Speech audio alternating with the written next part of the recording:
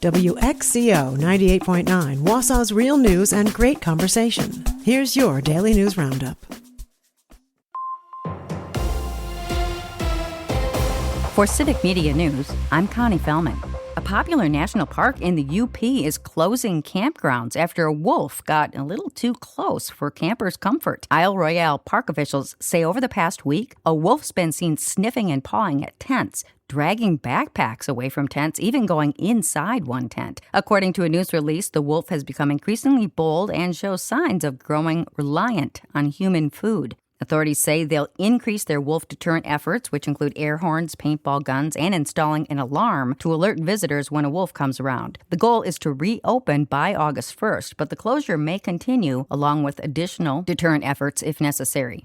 State authorities want to know what you think about Wisconsin state parks. Here's Civic Media's James Kelly.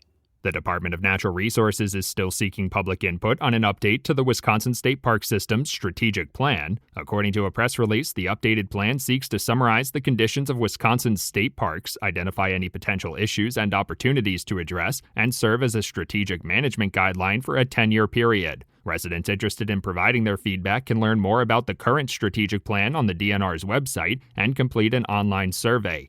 I'm James Kelly for Civic Media News. Public comments will be accepted until August 4th.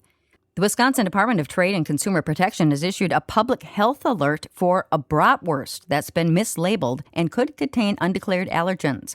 The brats are the Reuben-flavored bratwurst produced by WXCO Family Sausage located just outside Madison. Health officials say the brats contain soy and egg, which is not declared on the label. They want to make sure anyone who's allergic to soy or egg knows not to eat these brats. A statement on the company's Facebook page says the mistake happened on 9 pounds of brats. They were sold frozen at the WXCO Family Sausages location in Judah.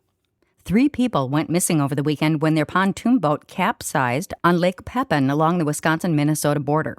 Wabasha County deputies say they got a call around 10:45 Saturday night that people in the lake were screaming for help. First responders found 3 people in the lake holding on to an overturned pontoon boat. They told responders 3 others had been on the boat but couldn't be found. More than a dozen law enforcement agencies searched through the night with boats, drones, and helicopters. As of 10:30 Sunday morning, the people had still not been found. WCCO TV News is reporting that the search operation has now turned to a recovery effort. Authorities say the pontoon boat flipped over after crashing with another boat in the dark. An invasive plant species never before found in Wisconsin has now been confirmed in the state. Civic Media's Maddie Schaefer tells us why the discovery could pose a threat to our native species.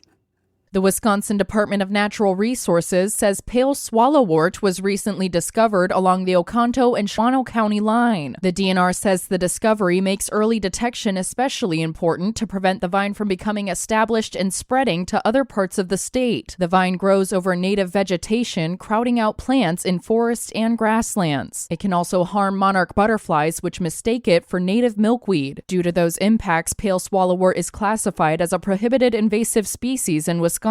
More information on identifying and reporting pale swallowwort is available through the Wisconsin Department of Natural Resources. For Civic Media News, I'm Maddie Schaefer.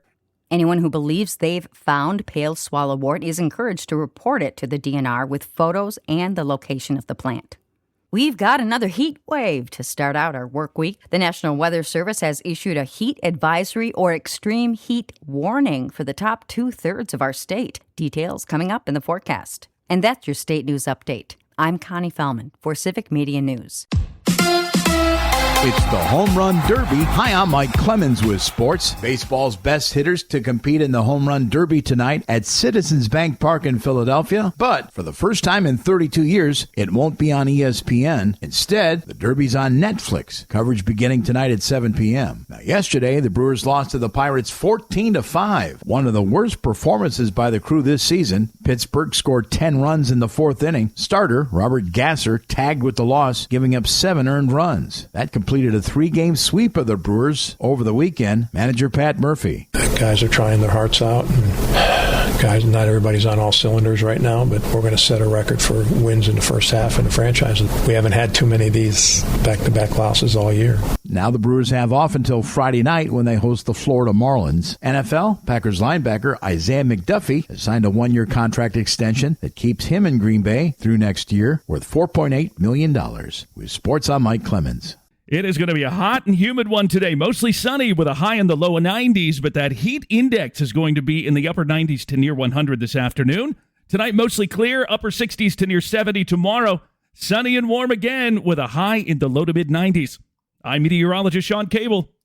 That's your Wausau News Roundup from WXCO. Find more news anytime at WXCO.FM.